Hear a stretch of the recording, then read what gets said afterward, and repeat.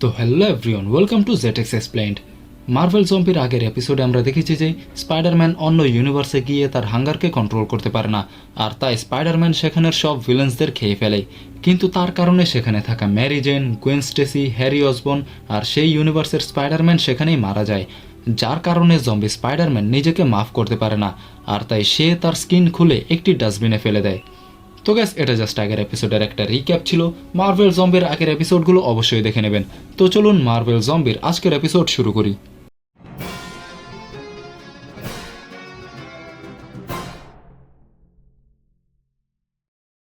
আমাদের স্টোরি শুরু হয় ওয়াচার টাওয়ার থেকে। সেখানে স্পাইডারম্যানকে এগুলো করতে দেখে ওয়াচার বলে, এগুলো মোটেও ঠিক হয়নি। এই জম্বিরা যদি এরকমই করতে থাকে তাহলে এরা পুরো মাল্টিভার্সকে ইনফেক্ট করে দেবে।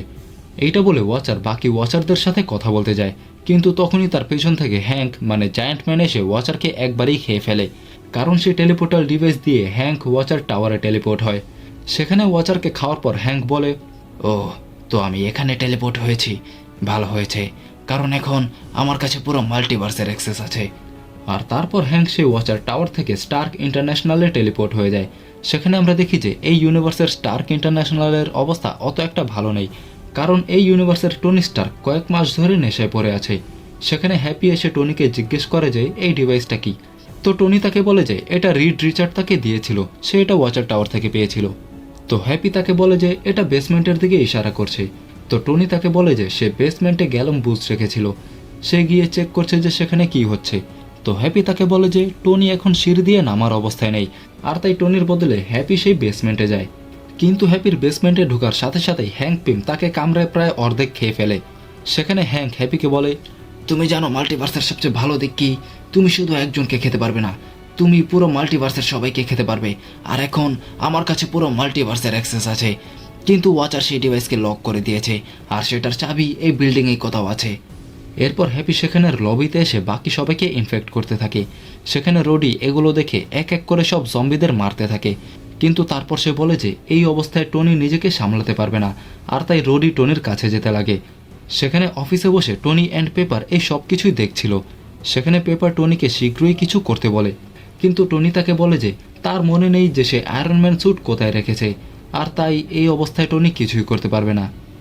এরপর আমরা দেখি সেখানে হ্যাঙ্ক বাকি জম্বিদের বলে যে তারা সবাই আনলিমিটেড খাবার পাবে, কিন্তু তার আগে তাদেরকে এই ইউনিভার্সের আয়রনম্যানকে মেরে ফেলতে হবে। আর সেখানে টনি রিডের দেওয়া সেই ডিভাইসটিকে দেখতে থাকে। ওহ ড্যাম, যখন রিড এটা সলভ করতে পারেনি তাহলে আমি কিভাবে পারবো? আমি এটা খুলে তো নিয়েছি, কিন্তু আমি জানি না যে এটা আবার কিভাবে লাগাবো। সেখানে থাকা পেপার টনিকে এটা নিয়ে খেলা বন্ধ করতে বলে, আর তাকে তাড়াতাড়ি কিছু করতে বলে। এটা শুনে টনি সেই ডিভাইসকে ফেলে দিয়ে একটি লকারের সামনে যায়, আর সেই লকার থেকে টনি মদের বোতল বের করে। অন্যদিকে আমরা দেখি যে রোডি সে জম্বিদের থেকে পালিয়ে একটি বাথরুমে যায়, আর সেখানে সে আয়রনম্যানের স্যুট দেখতে পায়। সেই আয়রনম্যান স্যুট দেখে রোডি সে স্যুটকে পরে নিয়ে আবার টনির কাছে যেতে লাগে। আর যখন সে টনির কাছে পৌঁছায় তখন সে দেখে যে জম্বিরা পেপারকে ধরে ফেলেছে, কিন্তু তারপরেও টনি শুধু মদ পান করে যাচ্ছে।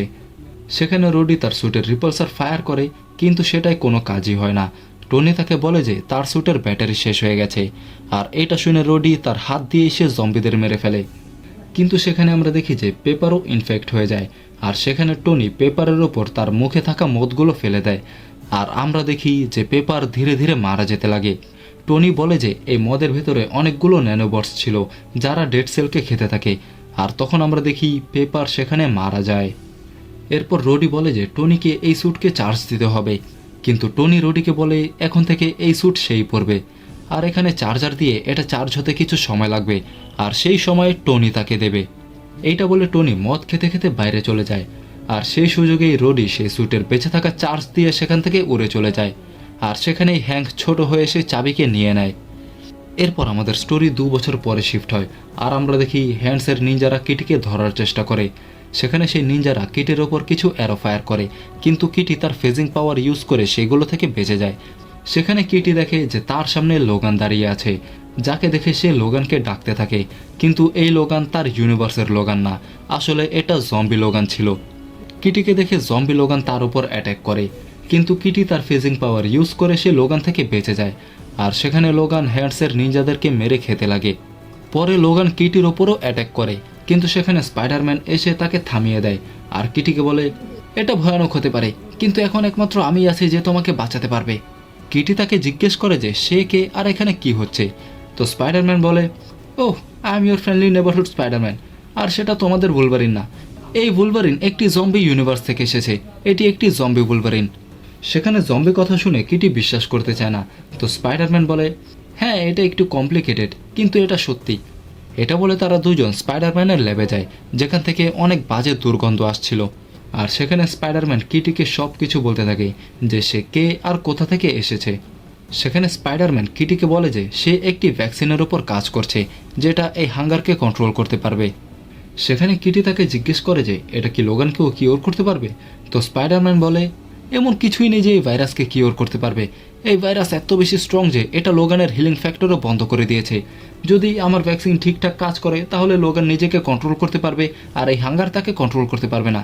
কিন্তু এটা এত ইজি না, এটা করতে হলে আমার কিছু ম্যাচিং স্যাম্পলস লাগবে, আর তাই আমার তোমাদের বুলভারিনের একটু রক্ত লাগবে। এরপর আমরা দেখি লোগান এখনও সেই হ্যান্ডসের নিনজাদের সাথে ফাইট করতে থাকে, কিন্তু সেখানে সানফায়ার এসে লোগানের ওপর অ্যাটাক করে, আর তারা দুজন একটি ফাইট ক্লাবে গিয়ে পড়ে। সেখানে লোগান আয়রন ফিস্ট আর সানফ্লাওয়ারকে মেরে ফেলে, আর এক অ্যাটাকেই শাংচির হাত কেটে ফেলে। আর তারপরে আমরা দেখি সেই জম্বি লোগানের পিছে এই ইউনিভার্সের আসল লোগান চলে আসে। আর অন্যদিকে আমরা দেখি যে স্পাইডারম্যান একটি ইকুয়েশন সলভ করতে থাকে, কিন্তু তখনই কিটি অনেক দুর্গন্ধ পেয়ে একটি রুমে যায়, আর সে দেখে সে রুমে অনেকগুলো লাশ পড়ে আছে। এটা দেখে কিটি অনেক বেশি ভয় পেয়ে যায়, আর তাই স্পাইডারম্যান কিটির সামনে তার মাস্ক খুলে ফেলে। আর কিটি দেখে যে স্পাইডারম্যানের ফেসে কোনো স্কিন নেই, আর তার চেহারা অনেক বিচ্ছিরি অবস্থায় আছে। আমি চেয়েছিলাম যাতে তুমি এটা না জানো, কিন্তু এখন তোমাকে সত্যিটা বলতেই হবে। এরপর স্পাইডারম্যান কিটিকে বলে যে সেও জম্বিভার্স থেকে এসেছে, আর সে এখন শুধু ক্রিমিনালদের খায়, সেই সব ক্রিমিনাল যাদেরকে বুলভারিন খেয়ে ফেলে চলে যায়। স্পাইডারম্যান কিটিকে তার উপর বিশ্বাস করতে বলে। এরপর স্পাইডারম্যান কিটির হাতে একটি রড দিয়ে বলে, যদি আমার উপর বিশ্বাস না হয় তাহলে এই রড আমার ব্রেনের এখানে মারো, এখানে মারার পর কোনো জম্বি বাঁচতে পারবে না। এরপর কিটি সেই রডকে হাতে নিয়ে বলে যে সে স্পাইডারম্যানকে বিশ্বাস করে, কিন্তু যদি স্পাইডারম্যান কিছু করতে যায় তাহলে সে তাকে মেরে ফেলবে। অন্যদিকে আমরা দেখি যে সে ফাইট ক্লাবে জম্বি বুলভারিন আর এই ইউনিভার্সের বুলভারিন ফাইট করতে থাকে, কিন্তু তাদের ফাইটের মাঝখানে সেখানে হ্যান্ডসের নিনজারাও চলে আসে, আর সেই দুই বুলভারিন মিলে হ্যান্ডসের নিনজাদেরকে মেরে ফেলে আর আবার ফাইট করতে থাকে। সেখানে নর্মাল বুলভারিন এটা নোটিস করে যে জম্বি বুলভারিনের হিলিং ফ্যাক্টর কাজ করছে না, কিন্তু তারা কিছু করার আগেই সেখানে স্পাইডারম্যান আর কিটি চলে আসে। কিন্তু তাদের আসার পরই জম্বি বুলভারিন স্পাইডারম্যানের মুখে তার ক্লোজ রাখে, কারণ তার শরীরের গন্ধ থেকে লোগান এটা বুঝে যায় যে সেও একটি জম্বি স্পাইডারম্যান। কিন্তু সেখানে কিটি এসে লোগানকে থামিয়ে দেয়, আর তাকে বলে যে এই স্পাইডারম্যান জম্বি হওয়ার পরেও সে বাকিদের থেকে অনেক আলাদা। কিন্তু এই সুযোগে জম্বি বুলভারিন এই ইউনিভার্সের বুলভারিনের ভেতরে তার ক্লোজ ঢুকিয়ে দেয়। সে জম্বি বুলভারিন স্পাইডারম্যানকে বলে, আমি তোমার থেকে আরো বেশি কিছু এক্সপেক্ট করেছিলাম স্পাইডারম্যান। কিন্তু তখন স্পাইডারম্যান তাকে বলে, তোমার থামতে হবে লোগান, আমি একটি কিওর বানাচ্ছি যেটা আমাদের সবাইকে ঠিক করে দেবে, সাথে তোমাকেও। শুধু আমার এই বুলভারিনের একটু রক্ত লাগবে। কিন্তু জম্বি বুলভারিন তাকে বলে যে তার কোনো কিওরের দরকার নেই। আর তখনই কিটি সেই রডকে জম্বি বুলভারিনের ব্রেনে ঢোকানোর চেষ্টা করে, কিন্তু তখনই বুলভারিন ঘুরে যায় আর সেই রড বুলভারিনের চোখে গিয়ে লাগে, আর তাই জম্বি বুলভারিন তাকে থাপ্পড় মেরে সরিয়ে দেয়। কিন্তু তখনই নর্মাল বুলভারিন এসে জম্বি বুলভারিনের বুকের ভেতরে তার ক্লজ ঢুকিয়ে দেয়, আর এরপর সে তাকে ফেরে দেয়। এরপর বুলভারিন স্পাইডারম্যানকে বলে যে সে সব কিছু শুনতে চায়, আর তাই স্পাইডারম্যান বুলভারিনকে 10 মিনিট ধরে সব কিছু বলতে থাকে, যে সে কীভাবে এই ইউনিভার্সে এসেছে আর তার কেন বুলভারিনের ব্লাড স্যাম্পল লাগবে। কিন্তু ততক্ষণে হ্যান্ডসের নিনজারাও সবাই জম্বি হয়ে যায়, আর তাই লোগান একা সে সকল জম্বিদেরকে মেরে ফেলে। আর ফাইনালি সে স্পাইডারম্যানকে তার ব্লাড স্যাম্পল দেয়। স্পাইডারম্যান বুলভারিনের ব্লাড স্যাম্পল নেওয়ার পর বলে, ওকে, আমি যত ভেবেছিলাম এটা তত স্ট্রং না, কিন্তু এটা দিয়ে কাজ হয়ে যাবে। এরপর স্পাইডারম্যান সে জম্বি বুলভারিনকে তার সাথে নিয়ে সেখান থেকে চলে যায়। তাদের যাওয়ার পর লোগান কিটির হাত ধরে তাকে জিজ্ঞেস করে যে তারা কি কিছু খেতে যাবে কিনা। তখন কিটি তাকে বলে যে এত কিছু দেখার পরেও লোগান খাবারের কথা কিভাবে ভাবতে পারে, কিন্তু লোগান তাকে বলে, আমার খিদে তো মাত্র শুরু হয়েছে। আর তারপরেই আমরা দেখি যে এই লোগানের হাতেও একটি জম্বি বাইট মার্ক আছে, মানে কোনো জম্বি এই লোগানকেও কামড়ে দিয়েছে। তো গাইস, আজকের এপিসোড এখানে শেষ হয়ে যায়। মার্ভেল জম্বির আর মাত্র একটি এপিসোড আছে, আর আমি সেটাও খুব শীঘ্রই নিয়ে আসবো। কিন্তু তোমরা বলো যে তোমাদের কাছে এই ভিডিওটি কেমন লেগেছে।